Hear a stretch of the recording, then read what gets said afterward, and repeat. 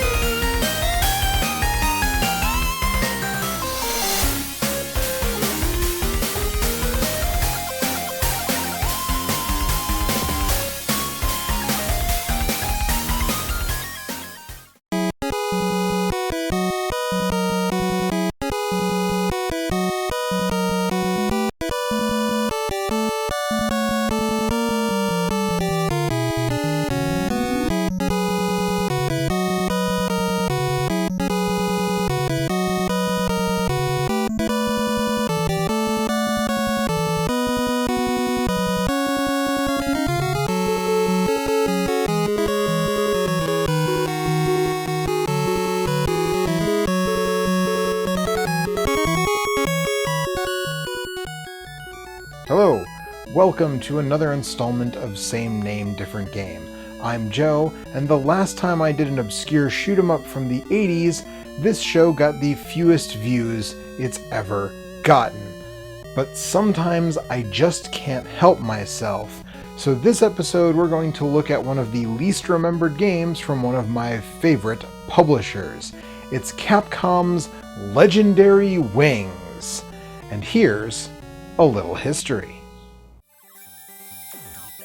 There's honestly not too much history around the game itself, but there is something to be said for the state of the video game industry around the time this game was released.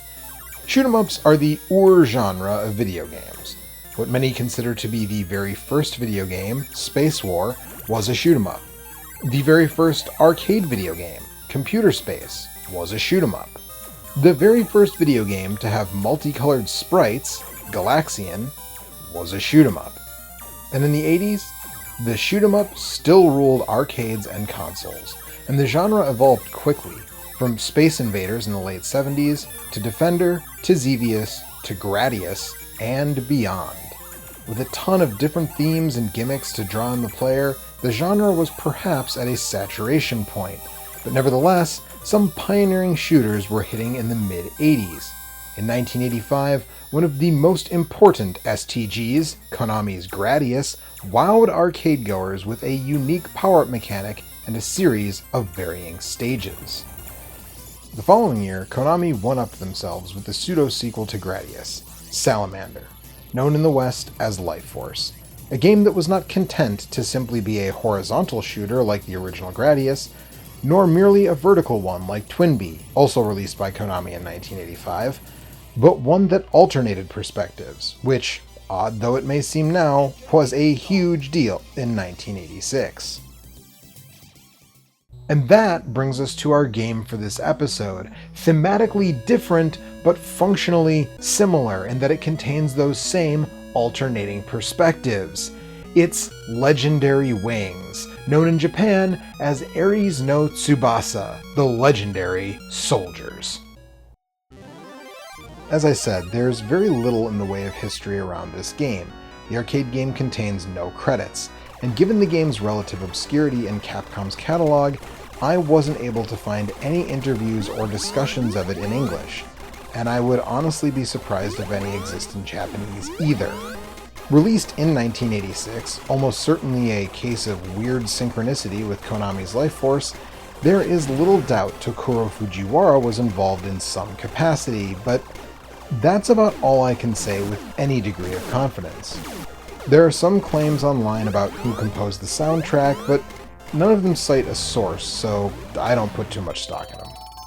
The story of the game is that in the future, a supercomputer of extraterrestrial origin called Dark has, surprise surprise, gone rogue, and instead of helping humanity as it was programmed to do, it has begun to destroy them.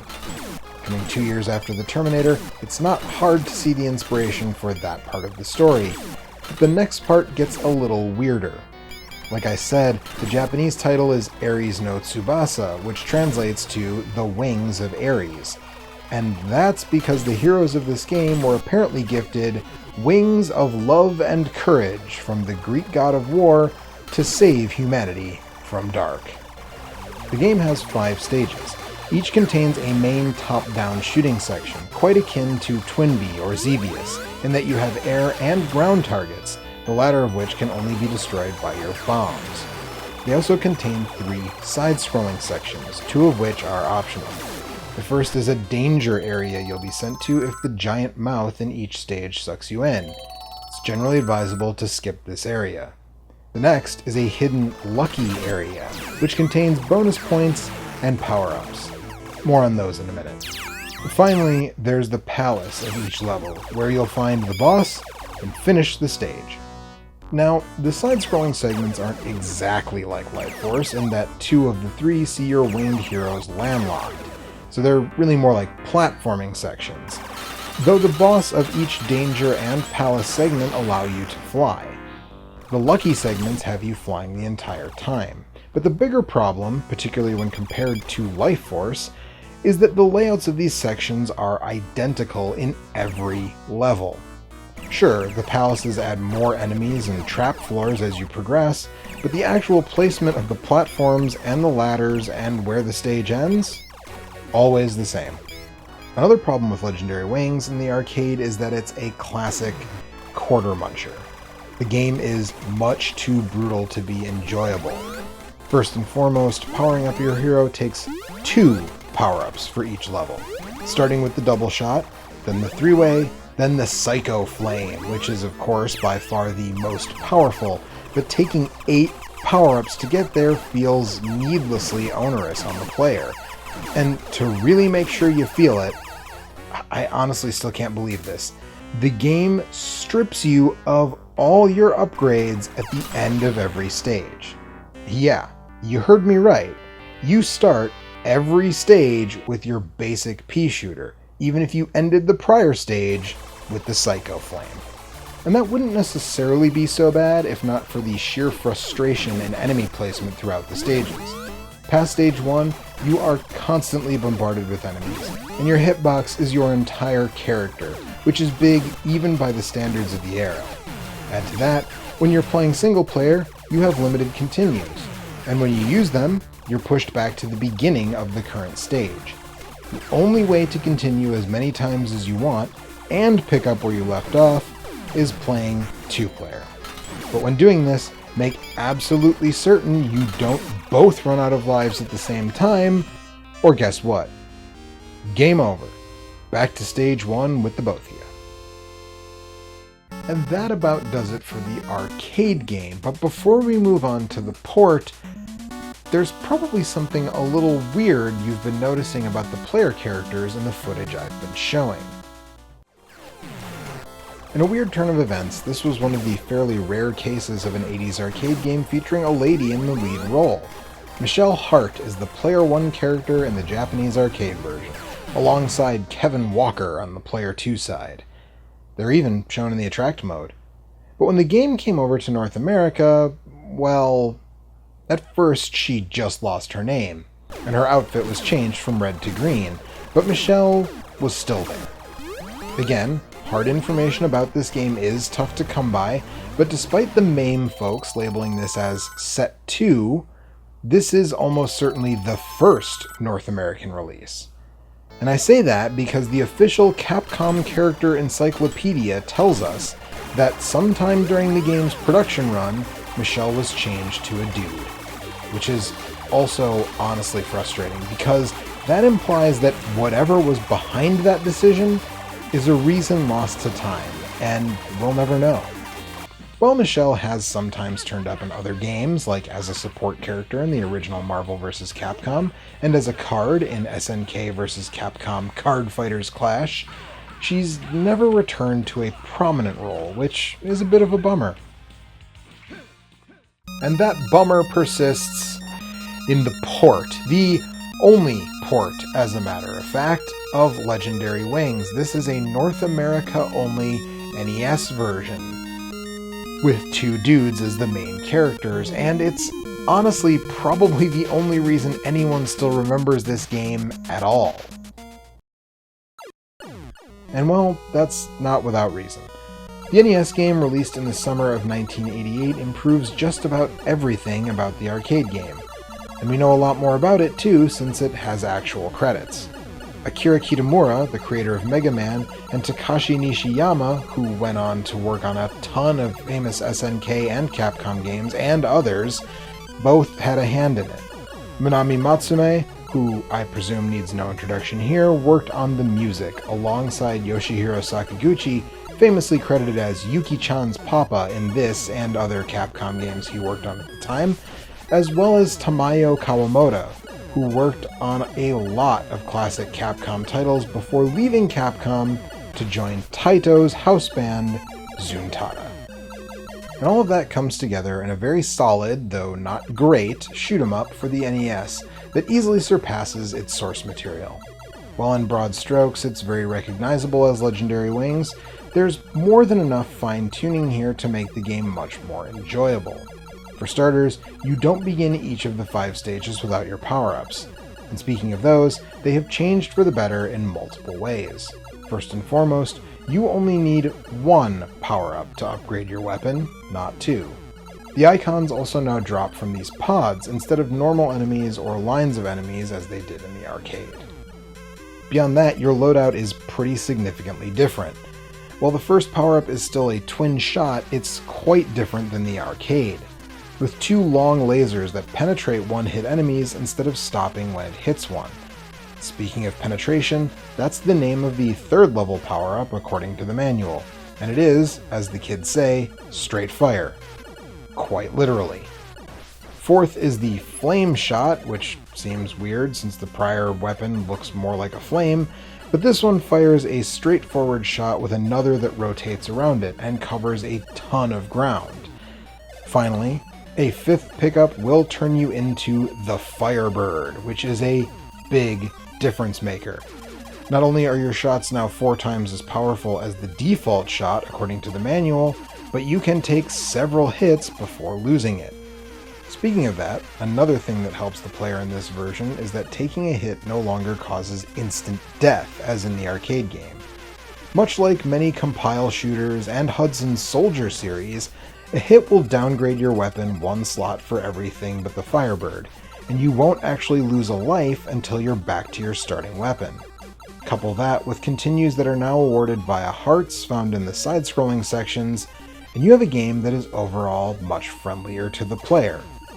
Side note, as a kid I always thought the continue hearts looked like delicious hard candy hearts, like a heart-shaped everlasting gobstopper.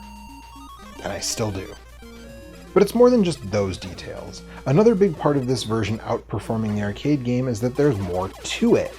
Sure, there are still just 5 stages, but now each vertically scrolling section ends not just with the 2 gargoyles seen in the arcade, but a fight with a dragon. And each palace is completely different from the others, not only in terms of layout, but aesthetics. The lucky sections are also laid out differently in each stage, though they are all themed the same. But this Egyptian theme is much more interesting than the arcade's dark cave. These stages all allow you to fly now as well, not just the lucky ones, and the danger areas look way grosser. In fact, they look like... well, like Capcom was inspired by a certain Konami hit on the NES. Hard to say, I suppose. Also, while the bosses in both games aren't terribly difficult, they're much tougher and more interesting on the NES, and this version even features a final boss that's different from anything you've faced before, which the arcade does not. Overall, it's a more fair, more engaging experience, but what about the sound and the visuals? Well, let's do like we always do and take a look and a listen side by side.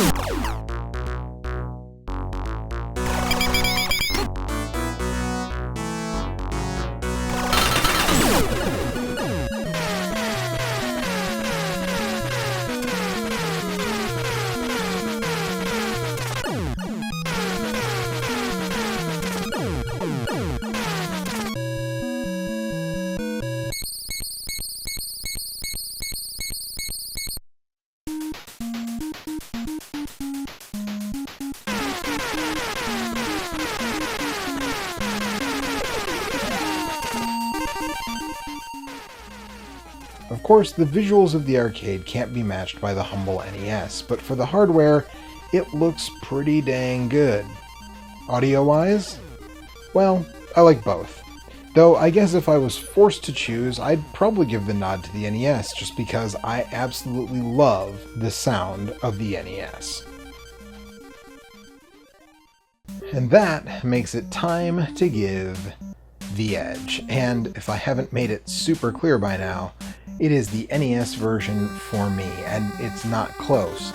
But that doesn't make the arcade game a completely terrible experience, especially if you play it via M2's Capcom Arcade Cabinet Collection for the Xbox 360 or PlayStation 3. This version includes a casual mode set of options that can make the game a lot easier on you. It's available by itself for $4, alongside Sidearms and Trojan for $10, or with 16 other Capcom arcade games for $30. But being a 7-year-old collection of games on a past-gen set of systems, it goes on sale pretty frequently. It's also available on the first Capcom Classics collection for the PS2, original Xbox, as well as the PSP. And hey, if you're a Mr. user like I am, well, Jotego only recently released a Legendary Wings core, which recreates the original arcade board in FPGA, and that is how I captured some of the footage you saw here today. If you want the NES cartridge, it's reliably available for less than $15, which is not bad given the current market. And that does it for this episode, but make sure to come back next month because I will be starting a birthday celebration series all about the console that took video games to the mainstream. You won't want to miss it. I'll see you then. Hey folks, thank you so much for watching.